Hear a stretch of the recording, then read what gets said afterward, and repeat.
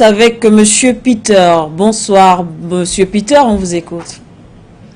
Bonsoir, Madame Siker. Merci beaucoup, Consenteur. Je salue Monsieur Matomba, si j'ai pas mal prononcé son nom, Dr Yam. Je vais donner mon point de vue, hein, et puis j'ai eu aussi quelques informations ultra confidentielles. On m'a dit que cet après-midi, après la décision le général d'intenter un procès contre M. Bazoum, le directeur de l'agence CIA qui est là-bas à Agadez, pas Agadez, comment ils appellent encore les régions, a demandé un entretien avec le général et jusque-là, il n'a pas obtenu de réponse.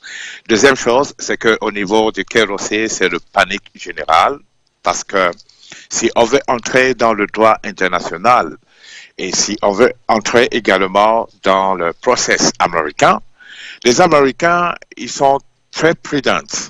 Et comme ils savent très bien que c'est bel et bien un coup d'État, mais officiellement, ils n'ont pas parlé qu'ils condamnent le coup d'État. Ils ont simplement dit qu'ils soutiennent M. Bazoum. Voici un peu le nuance. Parce que dans le droit américain, s'il y a un coup d'État dans un pays où ils ont une base, ils sont obligés de partir. Ils doivent impérativement partir. C'est comme ça le droit américain. Et ça, ils sont conscients. Donc, Anthony Blinken, qui fait le bruit un peu partout, est très prudent dans son speech. Il évite de dire ça, mais au stade où on est arrivé, où l'espion, parce que M. Bazoum, c'est un agent de la DGSTE, et ça, je ne vous cache pas, c'est pour ça que la France est en train de se muscler pour absolument le capturer. L'objectif, c'est Bazoum, c'est pas le peuple du Niger, c'est pas la démocratie au Niger.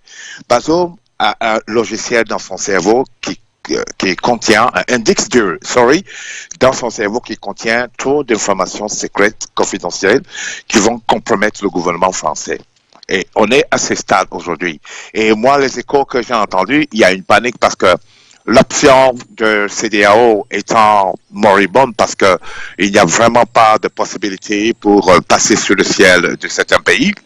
Alors, elle va user de ce qu'on appelle le chaos, comme elle avait fait en Algérie et comme elle avait fait en Indochine, ce qui a causé sa chute sur son emprise dans les territoires de l'Asie du Sud-Est et l'Asie Pacifique, right?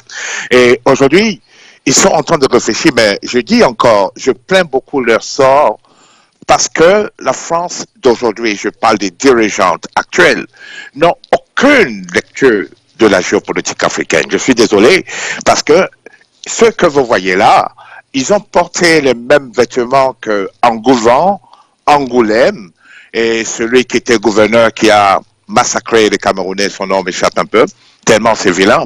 Et ils ont les mêmes politiques de Foka quand ils ont éliminé tous les dirigeants africains qui contraillaient le planning français. Donc voilà à quoi nous sommes aujourd'hui. Alors, le général, c'est un homme très intelligent, il n'est pas officier supérieur pour rien, parce que il est en train de gagner du temps.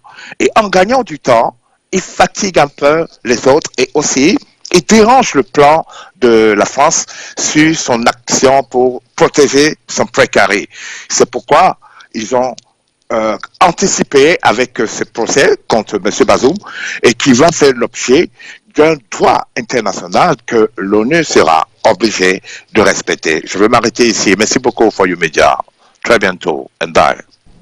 Merci à vous, Monsieur Peter. Merci pour ces informations qui vont certainement aussi nous aider ici sur For You Media Africa dans nos analyses et certainement nos prochains plateaux. Merci beaucoup pour ces informations. On va rester au standard et aller du côté